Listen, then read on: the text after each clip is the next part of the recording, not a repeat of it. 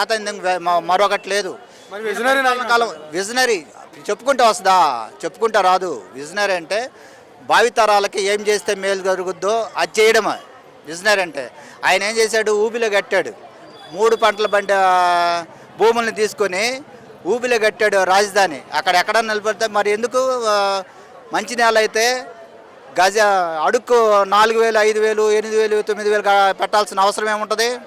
ఆడు ఊబి కాబట్టి ప్రజల సొమ్ము వాళ్ళ కాంట్రాక్టులు దోచిపెట్టడం కోసం కాబట్టి ఆడ పెడితే కానీ బాగుండదు. ఇప్పుడు ఉన్న నగరాలలో పెట్టడానికి వీలు పడదు. ఆ విధంగా దోచుకోవడానికి వీలు పడదు. అందుకని అది విజనరీ. దోచుకోవడంలో విజనరీ. దానికి అతన్ని మించిన విజనరీ నాయకులు లేదు. ప్రజాధనం ఎలా దోచుకోవాలా, చట్టాలకు ఎలా దొరకకుండా తప్పించుకోవాలని దాంట్లో మాత్రం విజనరీ. అన్ని వ్యవస్థలు మేనేజ్ చేసుకొని బతుకుతున్నాడు తప్ప అతనికి పరిపాలన అంటే ఏం చేత కాదు.